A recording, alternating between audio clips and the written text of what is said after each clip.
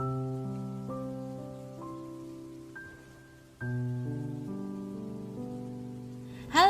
assalamualaikum warahmatullahi wabarakatuh. Kembali lagi di channel YouTube Yasinta Ananda. Kali ini kita akan masuk di part kelima atau part terakhir dari seri Emosi Q. Sebelum melihat video ini, jangan lupa klik subscribe, nyalakan tombol loncengnya supaya kalian tidak ketinggalan video-video saya berikutnya. Kemudian like, komen, dan share di seluruh akun sosial media yang kalian punya. Terima kasih. Oke teman-teman, untuk melatih kecerdasan emosi kita, di sini ada 7 hal yang perlu kita cobakan. Nah, sebelum kita membahas satu persatu, sebetulnya kecerdasan emosi itu memang ada faktor bawaan dari lahir kita, tetapi tidak menutup kemungkinan juga bahwa itu bisa kita latih. Nah, dengan latihan yang terus-menerus, maka kita akan bisa mendapatkan status kecerdasan emosi yang tinggi. Nah, kita masuk yang pertama, teman-teman. Nah, cara yang pertama supaya kita bisa memiliki kecerdasan emosi yang tinggi adalah yang pertama, kita harus mengenali tubuh kita sendiri. Kita harus tahu tubuh kita ini kondisinya seperti apa. Karena kondisi tubuh kita ini sangat berpengaruh. Kita harus tahu apa saja yang sedang terjadi dengan tubuh kita, gejala-gejala apa yang sedang terjadi, kondisi kesehatan kita seperti apa. Misalkan kita demam, gitu kan? Apakah demam ini karena memang kita sakit, atau demam ini karena kita sedang grogi, atau kita sedang mengkhawatirkan sesuatu? Kita harus tahu betul kondisi tubuh kita, simptom-simptom apa yang sedang terjadi, gitu. Karena emosi itu sangat berpengaruh sekali dengan kondisi fisik kita, itu teman-teman.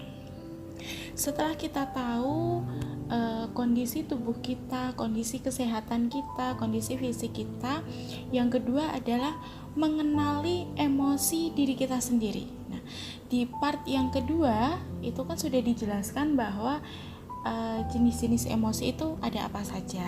Nah, setelah kita tahu jenisnya, kita harus mengenali saat ini emosi apa yang sedang terjadi dalam diri saya. Apakah saya sedang sedih, apakah saya sedang marah, apakah saya sedang kecewa, atau sedang bahagia, atau sedang apa. Kita harus tahu diri kita sendiri. Sebelum kita mengenali emosi orang lain, kita harus mengenali emosi kita. Kita juga tidak bisa mengelola emosi kita ketika kita tidak bisa mengenali emosi kita itu seperti apa, sedang apa yang sedang terjadi dengan kita, emosi apa yang saat ini sedang kita rasakan, begitu. Oke, yang selanjutnya teman-teman, kalau kita sudah bisa mengenali emosi diri kita, maka emosi apa yang sedang kita rasakan itu jangan segan untuk diekspresikan. Kenapa? Ketika emosi itu direpress atau tidak kita ekspresikan, maka yang terjadi adalah kita menjadi orang yang kaku, robot, akan seperti robot. Kemudian kita tidak akan bisa mengenali emosi orang lain karena kita tidak tahu ketika marah itu ekspresinya harus gimana, ketika bahagia itu ekspresinya harus gimana. Nah, latihan untuk mengekspresikan. Tentunya ketika kita mengekspresikan emosi kita, ini tidak diwujudkan atau tidak dilakukan secara berlebihan, tetapi diekspresikan secara sewajarnya saja, secukupnya saja, begitu. Yang keempat, teman-teman, kalau kita sudah bisa mengenali emosi kita dan kita sudah bisa menunjukkan emosi kita, maka itu jauh lebih memudahkan kita untuk bisa mengenali emosi orang lain. Latihan untuk mengenali orang-orang di sekitar saya sekarang sedang mengalami emosi apa nih? Melalui apa? Melalui ekspresi yang mereka tunjukkan, gitu. Latihan untuk lebih peka dengan sekitar kita. Dengan kita berlatih mengenali emosi orang lain, itu akan meningkatkan kecerdasan emosi kita, gitu, karena kita tidak menjadi orang yang selfish atau hanya berfokus dengan diri kita sendiri, tetapi kita juga peka terhadap orang-orang di sekitar kita. Nah, yang kelima adalah jangan sekali-sekali kita menutup diri. Terima semua orang, siapapun yang ingin bergabung dengan kita, yang ingin masuk di kehidupan kita, kita terima dengan tangan terbuka, dengan hati yang lapang. Kita terima mereka, walaupun nanti kita akan melakukan seleksi terhadap mereka. Nah, ketika ada orang lain yang memberikan kritikan, saran, diterima, walaupun kritik itu ada yang sifatnya menjatuhkan, ada juga yang membangun. Mau yang diberikan orang lain itu menjatuhkan kita, kita terima, kita dengarkan, walaupun itu tidak kita masukkan ke hati atau tidak kita membuat kita jadi down. Nah, itu harus dilatih. Terima semua kritikan dan masukan dari orang lain. Kita pakai yang memang itu kritik dan sarannya adalah membangun, yang sesuai dengan kondisi kita. Jangan sekali-sekali beranggapan bahwa aku itu ya begini, orang lain harus menerima saya.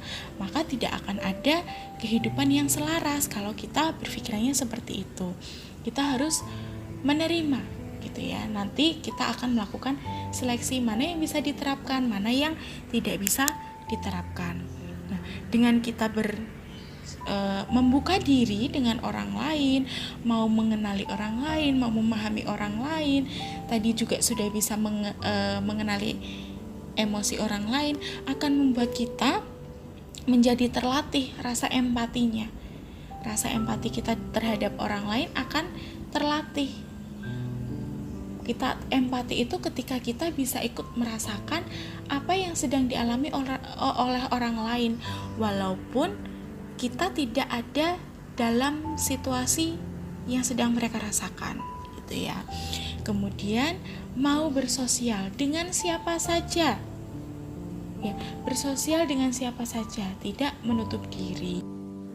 Nah, yang keenam adalah kita bisa membuat sebuah catatan atau biasa dikenal dengan diary atau Dear Diary. Ada lagunya seperti itu ya. Kita ceritakan. Nah, teman-teman silakan punya buku atau mungkin bisa disimpan di notes handphonenya masing-masing selama 1 minggu.